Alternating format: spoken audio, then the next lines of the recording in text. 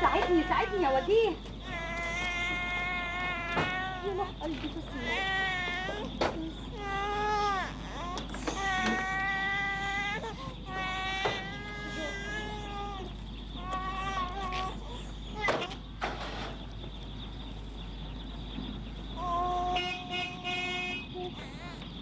بس يا ماما. بس يا وجيه بقى ساعدني شويه. انتوا لسه ما مشيتوش؟ اعمل ايه بس البنت لخماني. طب هاتي بوسي معايا. لا لا لا هتتعبك يا رويده طول الطريق. لا المسافه طويله.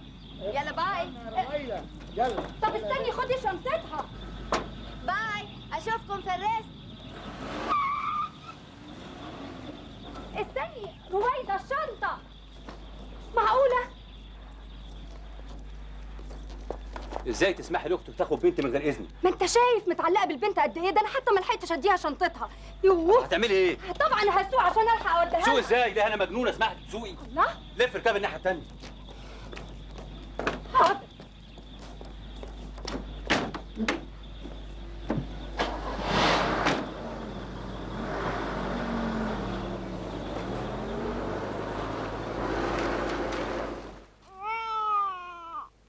ضروري قاعد.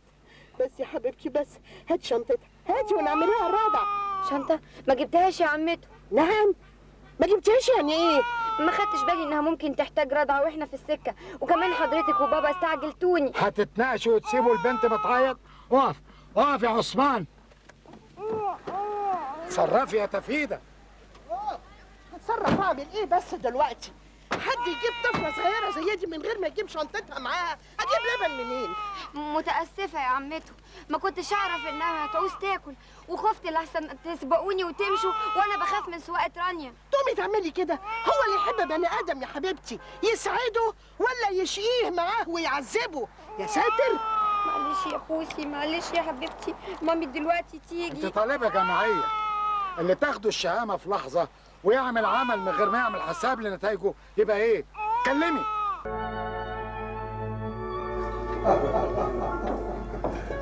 اهلا وسهلا. واقفين ليه؟ اتفضلوا اقعدوا. اهلا وسهلا.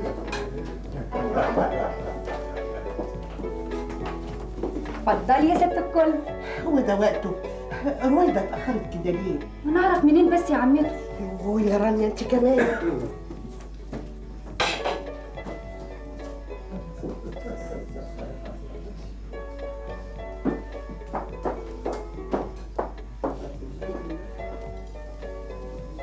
بقى ده اسمه كلام يا وجيه؟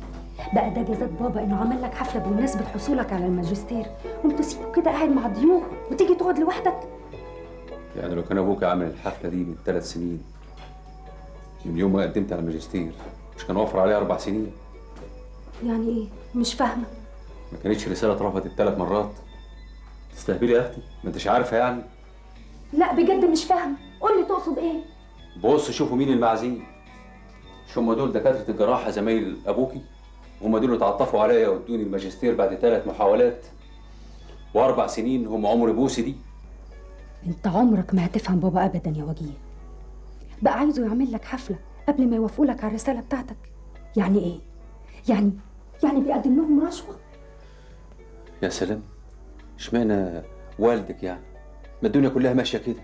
لانه انسان محترم عنده مبادئ. بقول لك ايه، اوعي تنسوا تبين اي حاجه قدام ابوكي. ها؟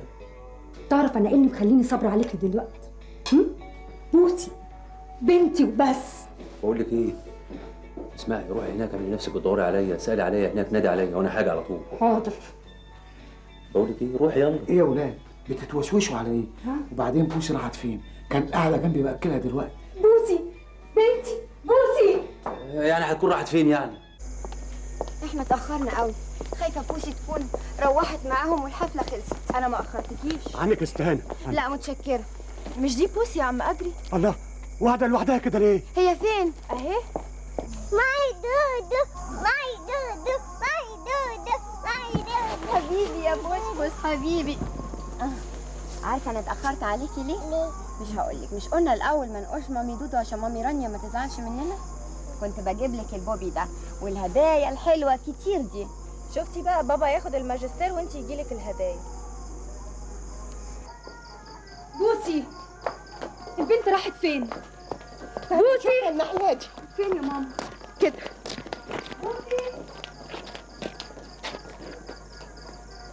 فوز ايه فوز ايه؟ خدتها ست رويدة تلعب معاها. القلب ما يريد يا اخي. لا لا لا، احنا بعد كده مش هنعرف نكلمها خالص. هتستولي عليها بقى.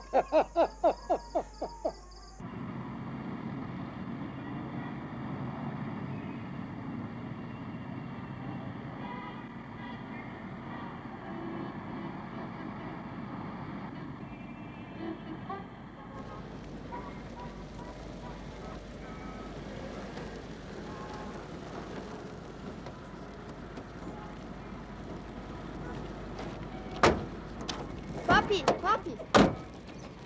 حضرتك هتتأخر النهارده؟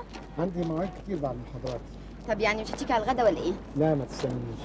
ده كلام؟ طب خلاص انا هروح اتغدى عند رانيا اختي، بقالي اسبوع ما شفتهاش. عشان بوسه. يعني فرصة اقعد معاها يا بابي. رويدة، الماجستير ده بحث مش مجرد مقررات هتمتحني فيها، وانت شفت اللي حصل لجوز اختك ولا عاوزه تتاخري زيه. ما تخافش على بنتك. سلام. سلام. خلي بالك من نفسك. سوق على مهلك يا اسطى. باي باي. رويدة ايوه سهى.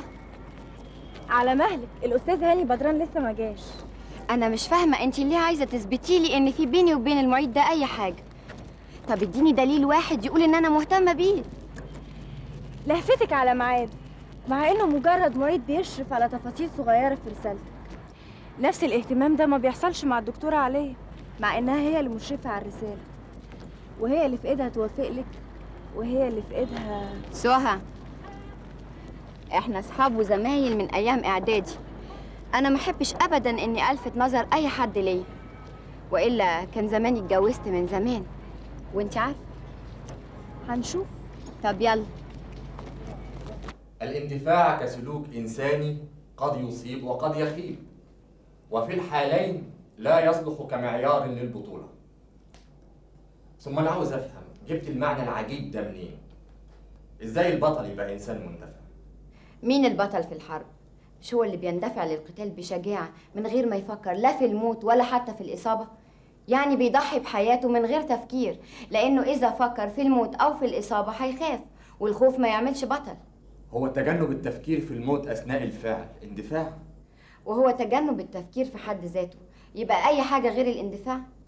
أنسة رويدة، أنا عارف طبعاً إنك بنت عميد كلية الطب، ومش غريب أبداً على بنت أستاذ جامعي من نوعية الدكتور جميل إن يكون لبنته رأيها الخاص في أي شيء من الدنيا.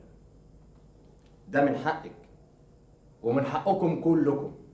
التفكير الحر من أهم سمات طلبة الدراسات العليا. لكن قبل ما أكون رأي حر يا أنسة رويدة، أو حتى عشان أقدر أكون الرأي ده، لازم الأول أفهم وأهضم الفكرة اللي بدرسها. وفكرة البطل في الدراما اللي هي جزء من رسالتك واضح إنها مش واصلة لك أبدا. إزاي؟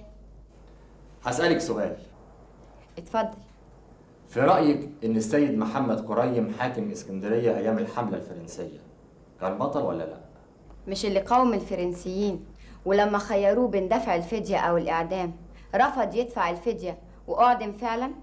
بالظبط، مع إنه كان غني جدا جدا. والسؤال بقى، هل في رأيك إن تصرف محمد كريم كان تصرف بطولي ولا حماقة؟ لا طبعا، بطل، ده ضحى بحياته. عظيم.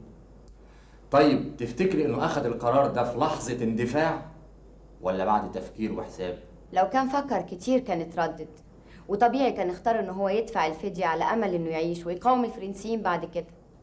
لا، أخذ القرار في لحظة. وانتم رأيكم إيه؟ فكر كتير. مش معقول حد يتخلى عن حياته بالسهوله دي. رأيك إيه يا أنسة سهى؟ تاريخيا الفرنساويين ادوله مهله 24 ساعه، يا يدفع فيهم الفديه يا يتقتل. وبما انه غني جدا فصعب انه يفرط في حياته بسهوله. بيتهيألي انه قعد طول المهله 24 ساعه يفكر، واعتقد ان قراره ما كانش متسرع. برافو. بدليل انه وازن بين حاجتين، يدفع الفدية ويعيش، وبكده يبقى اشترى حياته من الفرنسيين، يعني اعترف بسلطتهم على البلد. يا اما يرفض ويدفع حياته تمن لعدم الاعتراف بسلطتهم علشان باقي الشعب يعرف. وعمليا أنه لا قيمة للحياة في وجود مستعمر. طيب نتيجة التضحية دي إيه؟ إنه خرج الفرنسيين من مصر.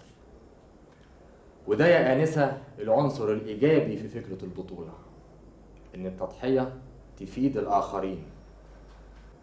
لو قارنت تصرف السيد محمد قريم بتصرف شاب حد ضحك عليه ودخل في دماغه إنه لو قتل فلان يبقى شهيد، فيقوم ويندفع وبلا تفكير أو حساب للنتائج ويقتل، تفتكروا ده يبقى بطل؟ لا. المعيار الحاسم في فكرة البطولة مش بس التضحية، الأهم هو الفايدة اللي تعود على الآخرين. طيب أشوفكم الأسبوع اللي جاي.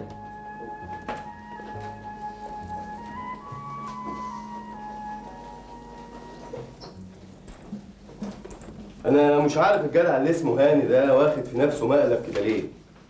الجدع انتي ما تعرفيش انه كان زميلي في سنه اولى؟ كان، بس دلوقتي معيد عليه. لانه صمام مش اكتر. طول السنه قاعد يقرا في الكتب. وعيب قوي ان واحده في مستوى رويده النادي تسمح للجدع ده انه يتكلم معاها بالطريقه دي. افتكر ان كلامه كان في العلم وفي حدود الادب والاخلاق. لا يا رويده، انت بتتعاملي مع الناس ببساطه وده بيخليهم يفهموكي غلط. استاذ احمد. رويده، انا هخلي والدي يتصل بالدكتور جميل فورا. والدك يتصل بالدكتور جميل؟ وانا دخلي ايه؟ مش عارفه دخلك ايه؟ لا مش عارفه. هو مش المفروض ان اطلبك للجواز ولا ايه؟ جواز؟ لا، الموضوع ده ما ينفعش خالص. عن اذنك. شاهده يا سهى.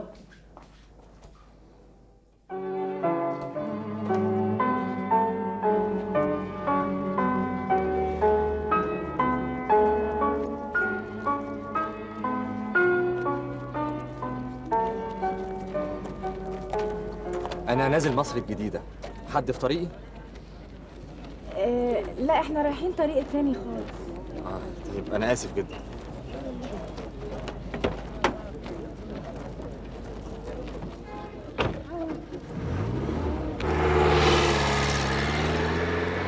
عمر ما حد قدر يلفت نظري ابدا مهما كان، مهما كان. وده صحيح. يبقى هو بقى اللي قدر يلفت نظري. بصراحة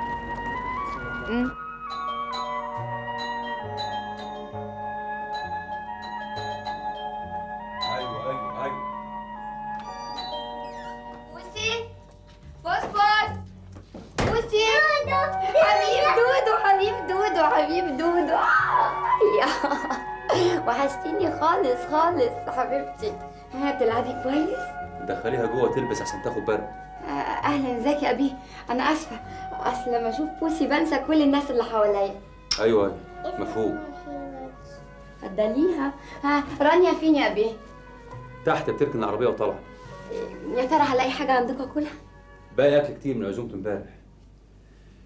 يعني ابوك لما يعمل عزومه بمناسبه الماجستير ما يفكرش يعزم صحابي انا، يعزم صحابه هو. دول صحابي هياكلوا وشي. انا كنت مضطر استلف الواد عبده الطباخ بتاعهم. طب لما رانيا تطلع يبقوا نادولي. العزومه دي اتكلفت كام يعني؟ دي داخله على 250 جنيه.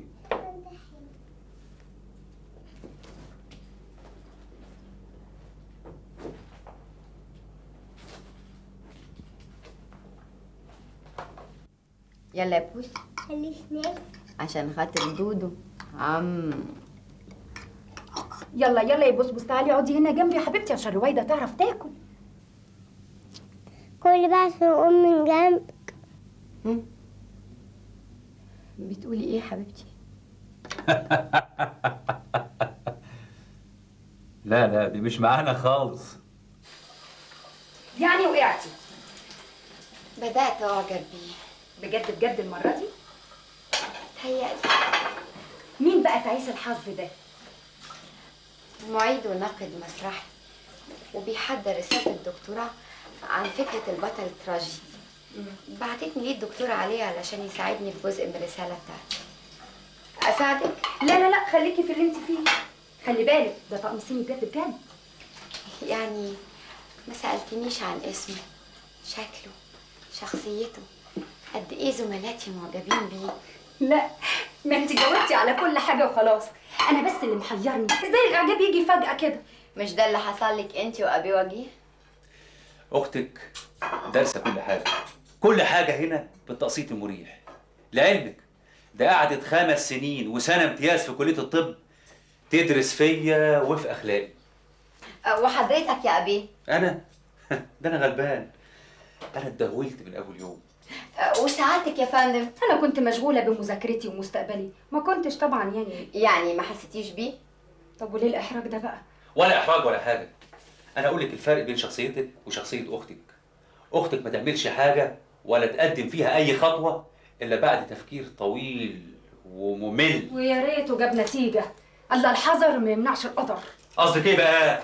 لعلمك انا معيشك عيشه ما تحلمش بيها واحده من صحباتك. يا سلام. جرى ايه يا ابي؟ انتوا هتتخانقوا بسببي ولا ايه؟ انا عايزه افهم دلوقتي ايه بقى اللي دخلك المطبخ هنا؟ ها؟ بس يا رانيا. وهو كذلك. انا خارج. ارجوك يا ابي وجيه عشان خاطري ما تزعلش، ما تزعلش بس حتى النهارده. حاضر عشان خاطرك بس. مامي، بابي، بوسي. شايفه بنتك عملت ايه؟ يا روح قلبي اوعوا تتحركوا، انا لازم اجيب الكاميرا واصورها كده. يا برود اعصابكم انتوا الاثنين. راحت تجيب كاميرا الصيني. واتكسر حاجه؟ كله اتدشدش. واختك ما زعلتش؟ طبعا زعلت جدا، اصل الطقم ده كان مهم قوي، عزيز عليها، وكمان ما كانتش بتطلعه غير في المناسبات المهمه جدا. وانت ما خدتيش بالك وانت بتشيلي الفوطه ان فوقها الصيني؟ هاني، انت بتخاف على الحاجه اللي تملكها؟ انا لسه ما ملكتش اللي نفسي فيه. وانا مش حاجه قابله للملكيه. بطلي اندفاع، انا قصدي على العربيه دي الشورت. هاني انت بخيل؟ ليه بتتهرب من الجواب على سؤالي؟ انا بفرغ شحنه غيظي من سؤالك. بقول لك ايه يا رويده، انا عارف انت مين وبنتي مين وايه امكانياتكم الماديه، لكن انت لسه ما تعرفيش عني ولا عن عيلتي اي حاجه. وانا بقى مصره اعرف كل حاجه عنك وعن عيلتك. قلت ايه؟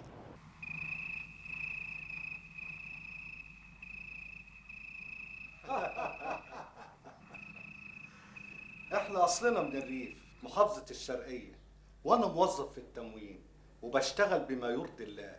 ربيت ولادي على الشرف والامانة، وابننا هاني مرتبه معروف ودخله الخارجي معروف، ورغم كده يشرفني ان احنا نناسب الدكتور جميل النادي اكبر جراح في البلد. بعد اذن حضرتك يا بابا، بطاقه التعارف كده ناقصه. لا والدي ولا والدتي وبالتالي ولا انا عندنا اي نوع من الملكيات العقاريه. بس احنا ناس شرفة ونعرف ربنا كويس قوي، حتى اسأل علينا في الشرقية. امال بوسي ورانيا وابي وجيه اتاخروا ليه؟ بصفة عامة يعني انت فكرت لما تتجوز هتعيش فين وازاي؟ طبعا، والا ما كنتش اتقدمت. انا قدامي شهور واناقش رساله الدكتوراه بتاعتي، وبعدها هدخل سلك هيئه التدريس في الجامعه. الانسه رويده قدامها حوالي 2 على ما تخلص رسالتها. اعتقد في خلال السنتين اللي جايين تكون الامور اتحسنت او بقت معقوله نسبيا.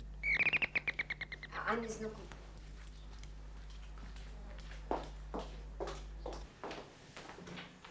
اتفضلي يا مدام. مساء الخير.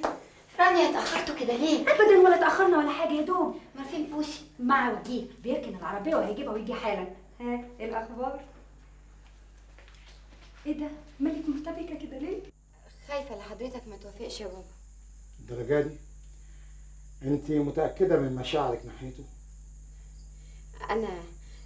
انا معجبه جدا بالصراحه اللي كان بيتكلم بيها والده. ما افتكرش ان في عريس ابدا يقول انه ما يملكش حاجه. الموقف ده من الناحية النظرية جميل ورائع، لكن من الناحية العملية انت مستعدية تبدأي من الصفر؟ مستعدية تتنازلي عن الحياة اللي انت عايشة فيها دلوقتي؟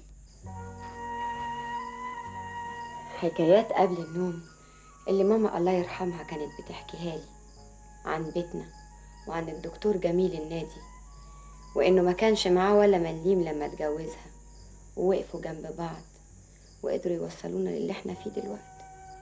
فعلا مستعدة تكافحي زي والدتك؟ مستعدة، مستعدة بشرط واحد، إنك تكون موافق. وإن ما وافقتش هترفضيه؟ من غير تردد. بابا إذا ما كنتش أقدر أكون سبب في إنك تبتسم، مش ممكن أكون أبدا السبب في إنك تكشر. ده الوعد اللي أنا أخدته على نفسي من يوم ماما الله يرحمها متوفت. طلع لي منين يا سي هاني بدران ده؟ هو الوحيد اللي عرف يفوز بقلبك رغم طابور الفرسان اللي تقدموا لي كنت في الكلية. انت حرة.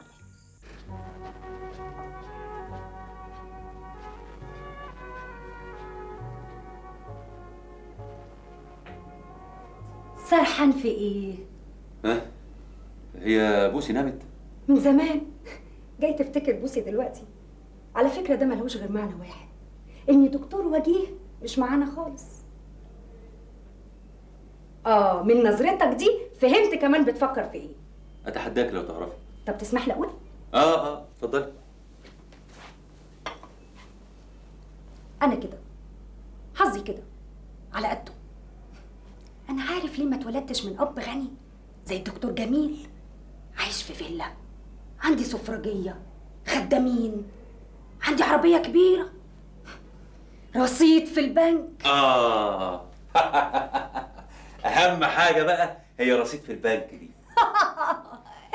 يبقى انا صح وعرفت اللي بتفكر فيه. وماله؟ طموح مش عيب. ده لما يكون طموح فعلا. ما هو طموح، ما هو ايه؟ اتكلم بصراحه وما تقلبهاش غم. اتفضلي. اللي تعبك في حياتك كلها يا وجيه مش الطموح زي ما انت بتحب تسميه، لا طموح. من حق اي بني ادم انه يعيش ويعيش احسن عيشه كمان، بس بمجهوده، من تعبه وشقاه. محدش بيتعب قدي بقى. انا من الساعه 8 الصبح في التامين الصحي، والظهر في مستشفى خاص، وبعد الظهر في عياده، وبالليل يعني بشتغل قد ابوكي 10 مرات. والحصاد ايه؟ ما باخدش ربعه. وده بالظبط الفرق بين طموح بابا وطمعك انت. هي شعره يا وجيه بين الطموح والطمع. انت كده دايما في صف ابوكي، انت شايفاه بطل ما يتهزمش ابدا، مع ان الحقيقه بقى غير كده. اوعى تغلط في بابا. ابوك بيغلط غلطات كبيره قوي. انا مش فاهم، راجل في غناه يوافق على جواز اختك من واحد زي اللي اسمه هاني ده واد فقير. من فضلك ما تعبش على هاني، وانت بالذات بلاش، لانك يوم ما اتجوزتني ما كانش حالك افضل من هاني كتير. لا بقى انا غيره، ده حته واد هايف ولا يسوى. وجيه اللي بيته من ازاز ما يحدفش الناس بالطوب. مقبوله منك يا بنت جميل النادي، بس بكره هتشوفي انت وابوكي وعيلتك انا هبقى ايه. وجيه انا اول واحده تفرح لك، ده انت ابو بنتي. من فضلك يا وجيه ليله واحده من غير خناق.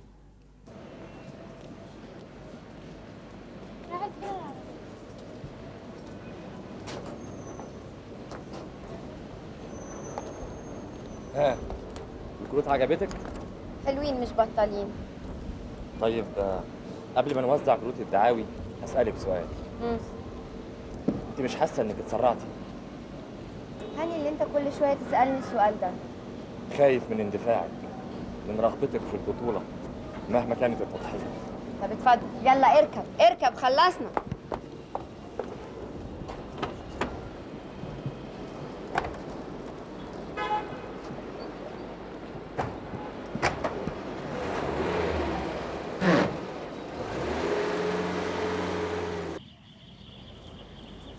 انت حاسس ان جوازي منك ده تضحيه؟ الفرق المادي اللي بيني وبينك. الفرق المادي ده انت عارفه كويس قوي من الاول. متاكده انه مش هيجي يوم وتحسي فيه ان غيرت حياتك، ان بفرض عليكي تعيشي بطريقه اقل مني. انا مفيش حد في الدنيا ممكن يفرض عليا حاجه، وعموما انا مش ممكن احط رجلي غير اما اكون واثقه من مكان خطوتي. انا مش مصدق ان في انسان ممكن يحلم بالقمر ويطوله بالسرعه دي.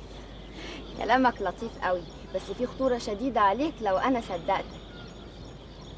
عموما قدامك اسبوع تفكر. والاسبوع ده كفايه عشان تجهزي؟ انا بالنسبه لي كفايه يوم واحد. لما احب اعمل حاجه انت عارف اني هعملها، يعني هعملها. تيجي نقدم ميعاد الخطوبه، وان كان على الميعاد اللي في كروت الدعوه انا اغيره بايدي. المشكله مش فيا، المشكله في رانيا اختي، مصممه تفصل فستان ليها والبوسي. دي مجننه الخياطه بتاعتنا. انا ممكن اقنعها تشتريه جاهز. تقنعها هي لكن تقنع جوزها ما عطلكش. ياه، ودماغه ناشفه للدرجه دي؟ تيجي نعمل مفاجاه. لمين؟ تعال تعال بس تعال هقولك.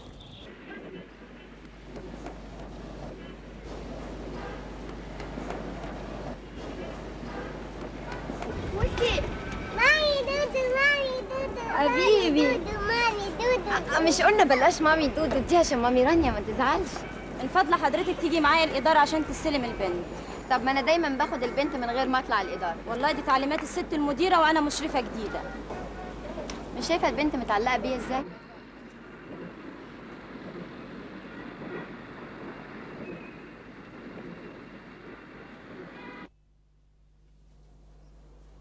لا الديكولتيه ده لازم يضيق شويه. ايوه بصي حاضر يا اديني فندم. والوسط كمان. ايوه كده قدامك ساعتين. لا ساعه واحده بس. اديني تليفون من فضلك. حاضر اتفضلي. شكرا.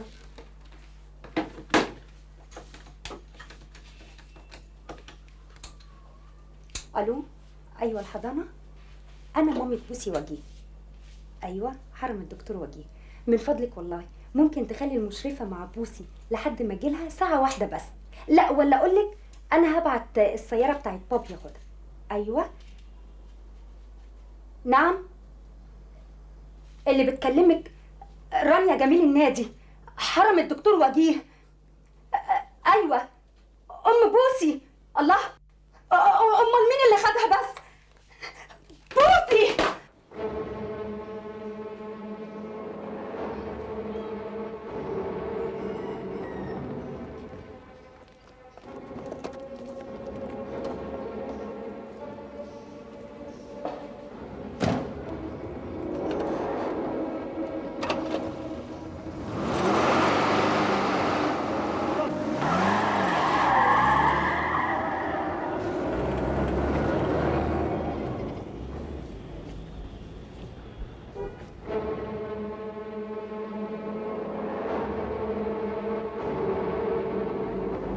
حتى لو كانت رويدة اللي خدتها كانت هتقوم، وعمته لا يمكن تروح الحضانة.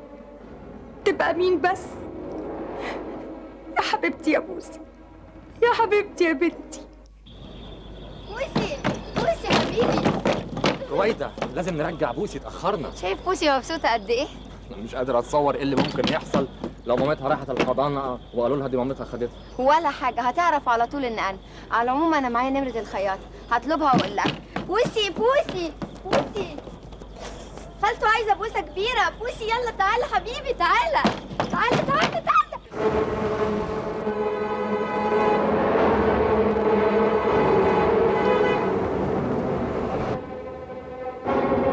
اروح لبابا الاول. لا ولا عندنا؟ ها لا ما هو جه ما بيرجعش دلوقتي. بوسي بوسي بوسي.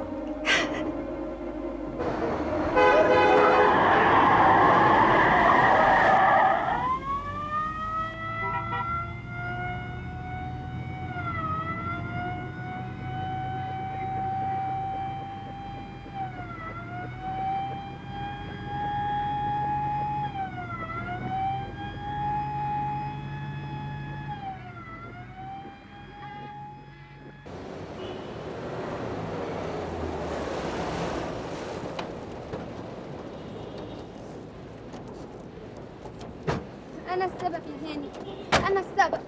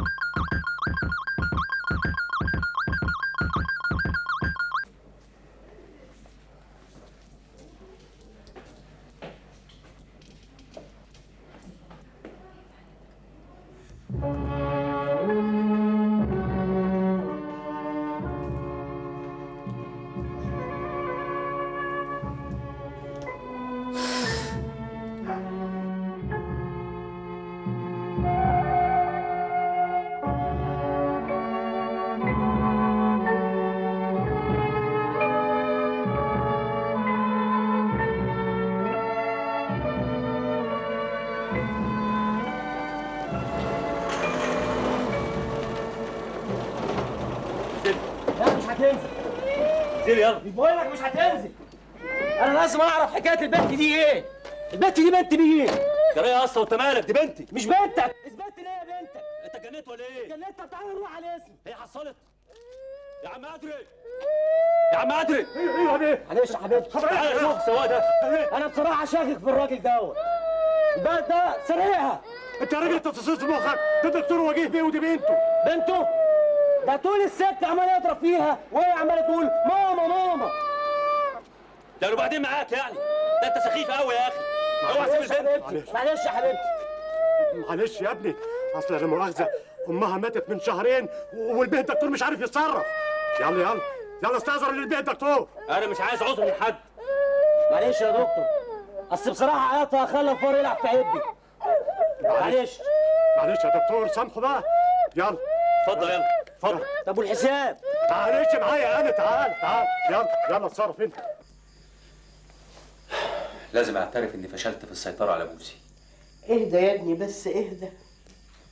خلاص مش هنعيط تاني قدام جده ابدا. ما تسيبنيش يا دودو، ما تسيبنيش. ما انت في حضن دودو اهو يا حبيبتي. يا مامي مش بتشيكي ليه؟ لو ما جبتيش سيرة ماما تاني قدام جده هفضل معاكي على طول. اوعديني. اوعدك يا بوسبوس. يلا بقى نصبح على جده. يلا يلا يا حبيبتي. شايف يا طنط؟ مفيش حد بيعرف يتعامل مع بوسي الا رويده. خالتها رويدة تبقى خالتها أخت المرحومة أمها يا ابني، وبعدين أعذرها.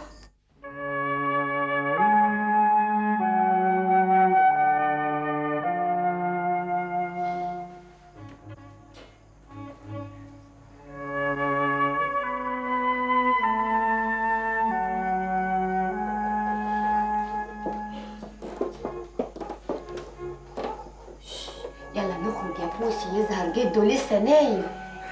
هاتي بوسي. جدو صاحي. خلاص مادام جده صاحي نصبح عليه ونقول له يلا يا جدو قوم روح شغلك.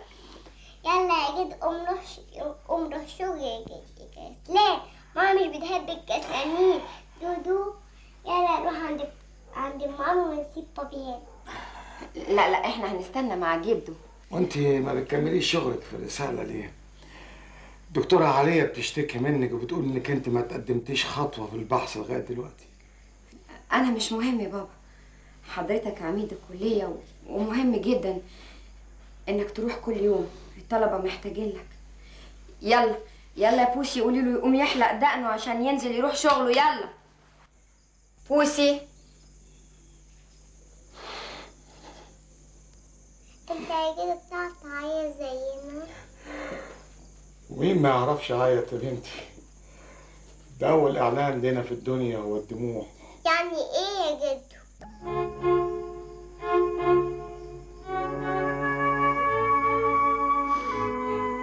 بابي متزعقش مني لما هو جدو بيعيط. تعالى بص. لا انا وحش، ما تقلتنيش. دودو مش عاوز اقعد مع الوحشين اللي بيعيط. دودو هنا هو بيتنا عند مامي ونسيب بابي هنا. نفسي اعرف مين اللي علمك تكرهيني كده. رويدة. نعم يا بابا. خدي بوسي وخرجوا دلوقتي. حاضر. يلا يا بسبوس. قالك ايه يا وجيه؟ معقول حد يعلم بنت بريئه زي بوسي ازاي تكره ابوها وليه؟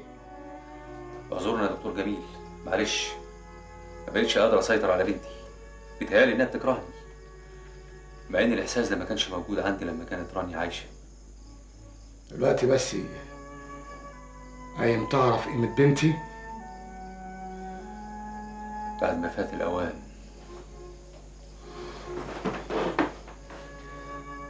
يا خساره.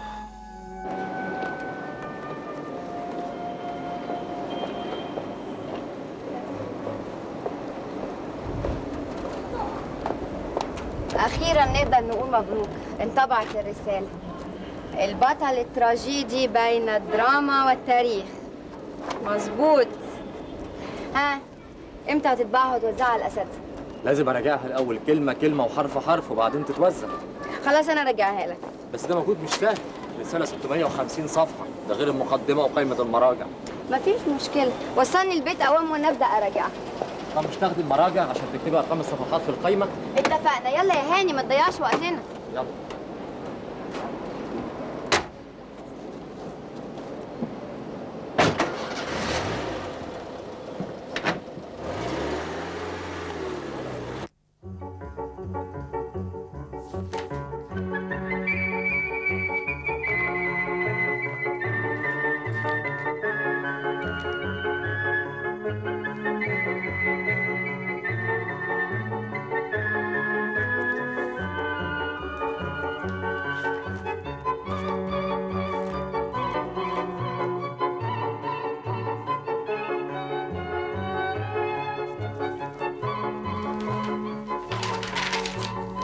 راجع ترجمة دوريني خشبة صاد 213.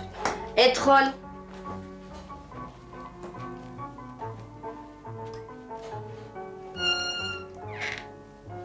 بوس بوس حبيبي، تعالى بابي.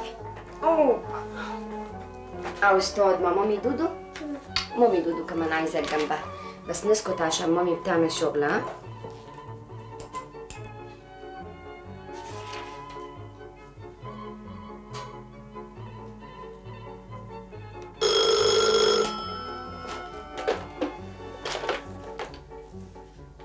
الو. ايوه ابي وجيه. لا بوسي اهي جنبي لسه ما نامتش. ليه ما تخليها بايته معايا؟ خلاص زي ما تحب، عدي اي وقت خدها. مع السلامه.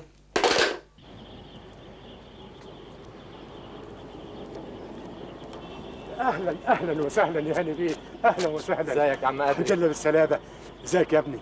تعرف انا بحبك زي ما اكون ابني بالظبط. ده شرف ليا يا عم ادري. كمان نفسك حلوه، ربنا يسعدك ويهنيك انت والست رويده. ايه انتوا مش هتخلصوا بقى مساله الجواز ديت؟ نفس الفيلا ديت يرجع لها الفرح من تاني. هانت يا عم ادري، كلها ايام وناقش الرساله بالنجاح ان شاء الله. إيه انا عطلتك؟ اظنك انت عايز الست رويده. هي موجوده؟ يعني هتروح فين يا ابني؟ دي بقى لها 5 ايام قافله على نفسها ليل ونهار، ولما سالت الست تفيده قالت لي يعني انها بتحضر لك شويه شغل. صحيح الكلام ده؟ صحيح. انت عارف ده معناه ايه؟ عارف. ست رويده دي جوهره، حافظ عليها يا ابني. طيب الحق ادخل لها بقى عشان اخد اوراق رساله. العفو يا ابني، اتفضل يا ابني، ده بيتك. اصحى يا بوسي اصحى، انا عايز اروح الشغل.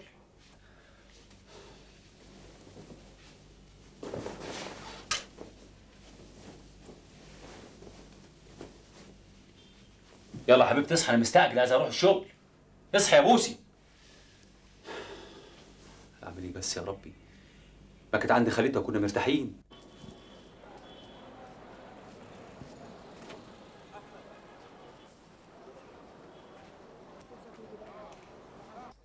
يلا يا ماما، يلا يا بابا لحسن اتاخرنا كده. يلا بقى. دقيقة واحدة، مامتك بتقفل الشبابيك وجاية. شبابيك ايه برضه؟ ده وقته يا بابا، برضه اتاخرنا كده. خدت الرسالة؟ الرسالة. أنا جبتها لك بقى.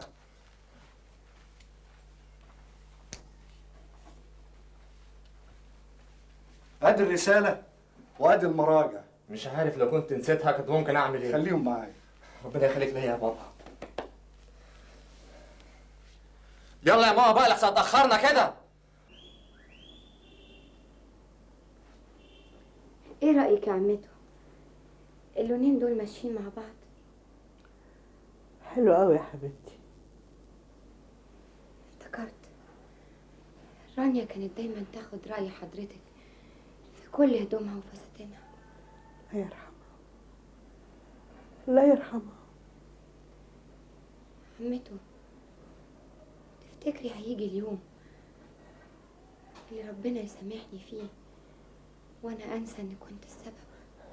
بس يا بنتي بلاش الكلام ده، ما تفكريش في اللي فات. يلا يا حبيبتي، جهزي بسرعة عشان بابا بيقول المناقشه هتبقى الساعه 11 بالظبط. لسه بدري يا عمته، الساعة دلوقتي 9، يعني باقي ساعتين.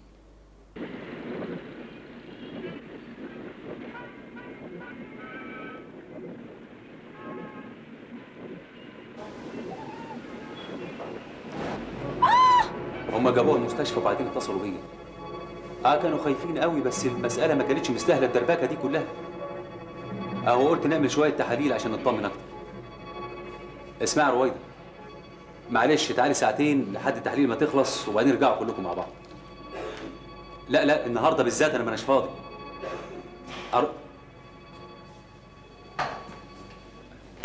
قفلت السكة من غير ما تقول جاية ولا لا؟ لا ضروري هتيجي.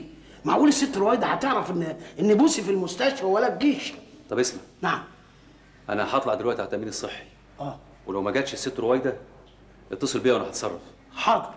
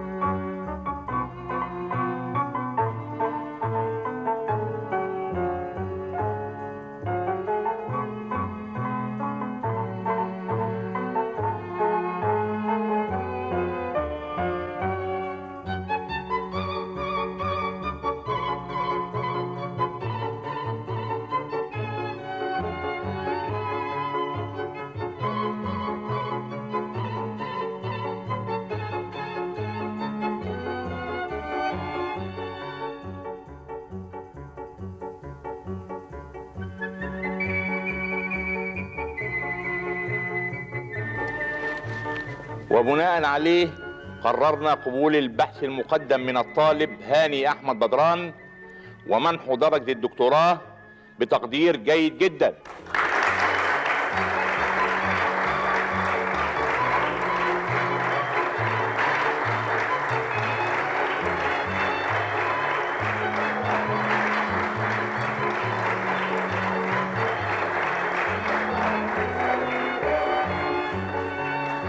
ألف مبروك يا ابني، ألف مبروك.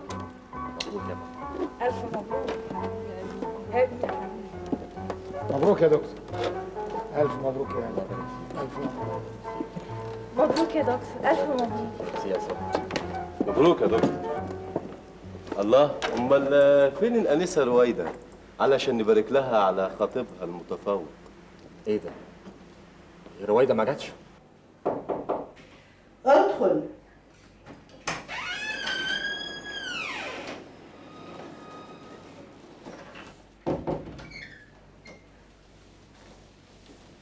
اهلا وسهلا. ايه سلامتها؟ الف سلامة. الله يسلمك، الحمد لله جت سليمه. ايه لزوم التعب ده يا ضنايا؟ اتفضل اتفضل استريح. هي رويدة روحت؟ ابدا، راحت للدكتور. كل ما تلاقي بوسي نايمه ولا دافيه شويه تجري وتقلق وتروح على الدكتور تساله. طيب انا هروح ادور عليها بعد اذنك. اتفضل يا حبيبي.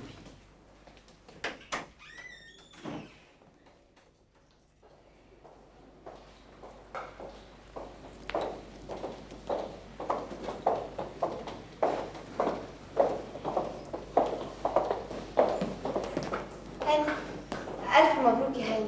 على ايه بالظبط؟ على الدكتوراه طبعا. سهى عرفت وبلغتني في التليفون. يعني فرحانة؟ عندك شك في كده؟ تفتكري مناسبة الدكتوراه دي ممكن تتكرر تاني؟ أنا عارفة إنك زعلان إني محضرتش، بس غصب عني. أديك شايف الظروف. أنا سألت وعرفت إن المسألة كانت بسيطة جدا، كان ممكن تروح مع والدها. على العموم سلامتها ألف سلامة. هاني أرجوك ما تزعلش مني وتقدر موقفي. بعد إذنك.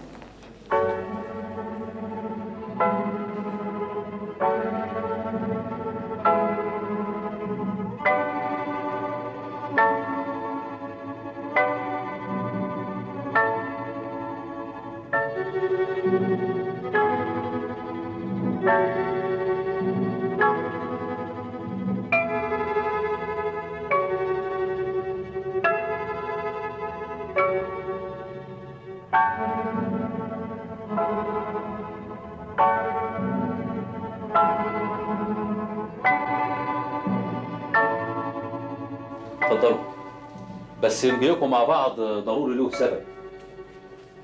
الاستاذ هاني، قصدي الدكتور هاني، عنده حل للمشكله اللي محدش راضي يقرب منها ابدا. مشكله ايه؟ مشكله بوسي ورويده طبعا. عارف. اتفضلوا اتفضل. عارف ان بوسي معطله رويده عن حاجات كتير قوي، لكن ايه المطلوب مني؟ اعمل ايه يعني؟ احط بنتي في ملجأ عشان اريحكم منها؟ محدش قال كده يا دكتور. من ايام وفاه المرحومه رانيا وانا بحاول اخلي البنت معايا في البيت، لكن بوسي هتجنني والسبب معروف طبعا.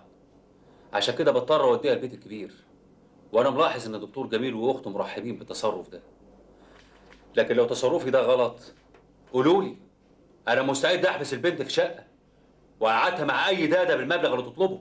محدش بيفكر بالطريقه دي يا دكتور، احنا بنفكر في طريق تاني خالص. ايه هو؟ لا بقى ده كلام رجاله. انا هنتظرك بره.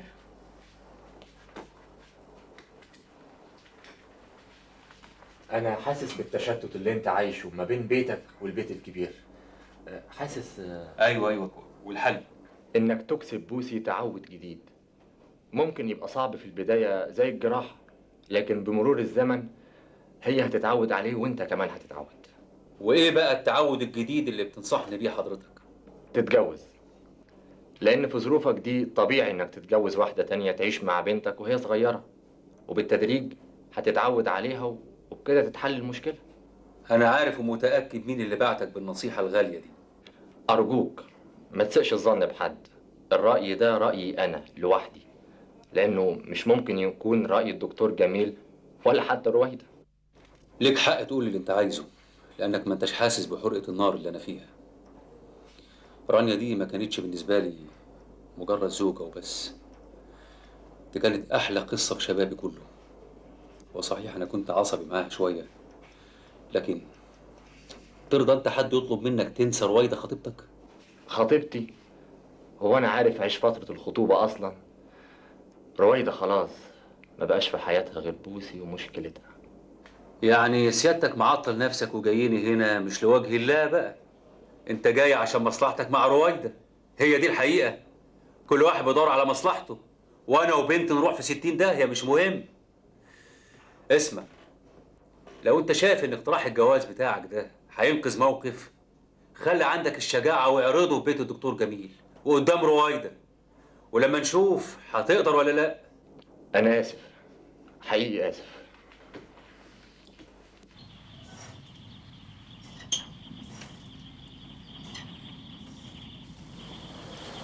فين بوسي يا ادم؟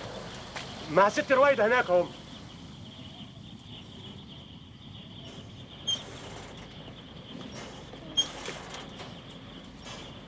يلا يا بنت قومي تعالي معايا. ايه يا ابي وجيه؟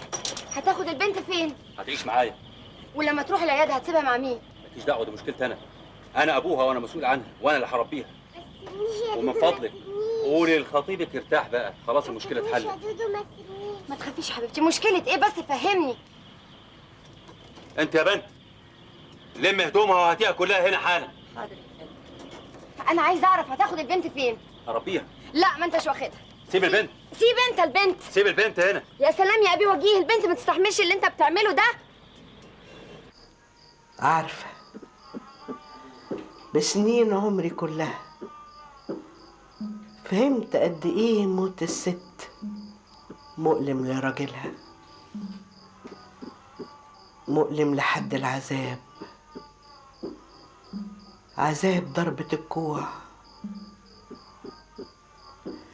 كهرباء بتهز الجسم كله من ساسه لراسه، ويوم ورا يوم، ويمكن شهر بعد شهر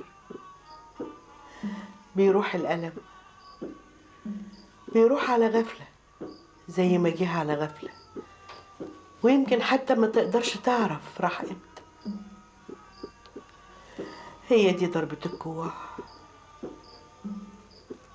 زي موت الست. انت حرة في رأيك، لكن خلينا في الواقع. تفتكري وجيه خد البنت ورافض يرجعها عليه؟ وجيه هيتجوز. يتجوز؟ ازاي؟ دي سنة الحياة. هيتجوز.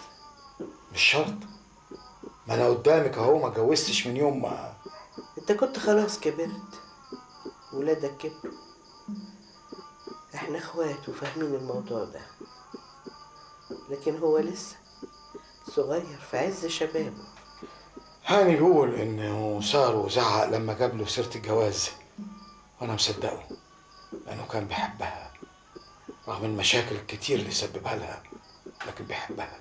عارفه انه كان بيحبها، عارفه، لكن لسه ضربة الجوع شغالة، بس الزمن والظروف. يعني انت شايفه انه هيقول يوم ويتجوز؟ وده اللي انا خايفه منه، يجيب مرات اب البوسي ومش بعيد ينيم مراته الجديدة على فرش رانيا. رانيا يا حبة عين. ده انا لا كنت ولا اتسميت اذا كان ده يحصل طول ما انا عايش ابدا. اقعد يا اخويا، انت صاحب عين. الكلام ده لو كنا في البلد، لكن انت دلوقتي في مصر واتعلمت علام جامد قوي، علام يخليك تحسبها بالعقل، واللي يحسبها بالعقل يحسبها بطريقة تانية ويتنازل عن حاجات كتير كتير قوي. لكن اقبل فكرة انه وجيه يجيب لي بوسي مرات اب، يعني البنت ممكن تتشرد وذكرى رانيا تتمرمخ في شهر عسل جديد. في قوة في العالم كانت تقدر تخليك تتنازل عن رانيا ورويدة بعد وفاة المرحومة والدتهم؟ طب ازاي يا استاذ الاجيال تطلب من اب يتنازل عن ابوته؟ بوسي دي بنتي ومن حق اربيها ببيتي وبطريقتي. ايوه من حقي. خلينا نتكلم بصراحة يا دكتور، ده بعد 7 شهور من وفاة الغالية بتفكر انك تتجوز؟ والله لو حضرتك عندك حل انا موافق عليه. يعني مبدأ الجواز مطروح، في واحدة معينة؟ لا مفيش ولا هيكون. لو كانت رويدة مش مرتبطة هو كنت انا اولى بيها، كانت ربت البنت. يعني انت مصر تحتفظ ببوسي بعد الجواز؟ الله، دي بنتي يا دكتور، بنتي. تصوري بيقول انك لما كنتيش مرتبطة كان يتجوزك او تربي بوسي والسلام. الراجل ده اكيد يتجنن. لا يمكن يجي البوسي مرات أب، لا يمكن واحدة تانية أبدا تحل محل أختي طول ما أنا عايشة. احنا ليه وصلنا في تفكيرنا انه قرر انه يتجوز فعلا؟ احتمال انه لو وجيه قرر إنه يتجوز أنا هتجوزه لغاية بوسي ما تكبر وتفهم وتقدر. تتجوزي وجيه؟ انت عمرك ما استلطفتيه، وهاني خطيبك ده قرار حقيقي من جواكي؟ بابا، بوسي لحمنا ودمنا، وما تنساش ان انا كنت السبب في المصيبة اللي حصلت دي كلها. ما تحمليش نفسك اكتر من طاقتك، ده قدر اختك، الاعمار كلها بيد الله. ونعم بالله يا بابا، ونعم بالله، لكن برضو انا مش ناسية ان بوسي لحمنا ودمنا. ده مش كلامك، ده كلام عمتك. أنا بشكرك على مشاعرك ناحية أختك وبنتها. ده الكلام اللي أقدر أعلق بيه دلوقتي على المناقشة دي. اشمعنى أنت اللي تضحي؟ حتى لو بابا قرر انه يضحي، في ايده يعمل ايه؟ وبعدين مفيش حد في الدنيا ممكن ياخد قرار لصالح بوسي غير انا وبابي. أنت عارفة إن والدك هو اللي طلب مني أجي قبلك وأحاول أقنعك إنك ترجعي للقرار الغريب ده. قرار غريب؟ كوني احمي بنت اختي من مرات اب يبقى قرار غريب؟ ثانيا وجيه طلبني بس بشكل مش رسمي. والدك في حالة نفسية سيئة جدا. مش هتكون اشد ولا اصعب من موت رانيا. طب وخطيبك هاني؟ هواجهه وهتكلم معاه.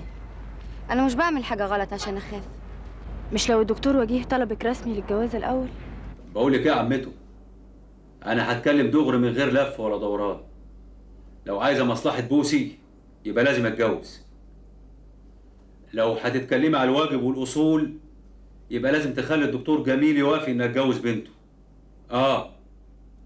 لا هو مش هيوافق، هيقول انها مخطوبه وانها. انت طلبتها الاول يا ابني علشان تقول رايك ده. لا طبعا انا ما اطلبهاش لان عارف الرد. طب ما تحاول. ايه ده؟ يعني احاول؟ طب معقول رويدة توافق؟ لا انا ما جربتش، بس يعني دي كانت تبقى ضربة العمر. قصدي يعني دي كانت تبقى فرصة كويسة. ايوه انا، لا الواحد ما يعرفش بيرتبك ليه كده. معلش يمكن الواحد لما يكون بيحلم بحاجة ويلاقيها قربت تتحقق بيتلخبط. اخر حاجه اتوقع اسمعها منك يا الطلب ده. وانا ما طلبتش حاجه عيب ولا غلط. وانا ما اقدرش اديك رد دلوقتي. وانا منتظر الرد ده لان ما قداميش غير الحل ده عشان احمي بنتي من مرات الاب. ممكن تنادي لي بنتي بقى من عند الانسه رويدة عشان اخدها واروح. انت حلوة وأمورة، ان شاء الله بحبك قد ايه؟ قد ايه يا بوسي؟ الدنيا كلها. انا كمان بحبك قد الدنيا كلها.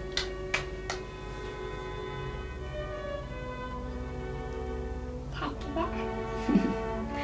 حاضر. حكي بقى. قبل اي حاجة لازم انهي كل شيء مع هاني. اروح له؟ ايوه هروح له. طب ولو رحت له هقول له ايه؟ ازاي هواجهه؟ اقول له انا هسيبك عشان بكرهك؟ مش هقدر اقول كده عشان مش دي الحقيقة.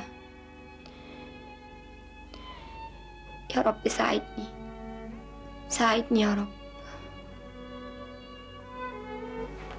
هو انا مش شريك معاكي في احلامنا؟ ازاي تدي لنفسك الحق في فض شركتنا من طرف واحد؟ ما انا جيت عشان اشرح لك. جيت تقولي لي قرارك مش تناقشيه معايا الاول؟ ما يمكن يكون غلط. غلط؟ غلط ازاي يا هاني؟ ازاي توافق ان وجيه يجيب مرات اب البوسي؟ انت ليه مش قادر تحس بموقفي؟ تحس بموقفك ازاي يعني؟ واحدة جاية تقول لخطيبها هتجوز واحد غيرك. ايوه في سبب. ايا كان السبب، منتظر استقبل الخبر الغريب ده ازاي؟ اخلي والدتي تزغرط لك ولا اوعدك اشيل لك طرحتك يوم فرحك وابعت لك ورد؟ ملوش لزوم الكلام ده. محدش فيكم قادر يحس باللي انا بعمله. عن اذنك. هدي نفسك يا بنتي، الصبح خير.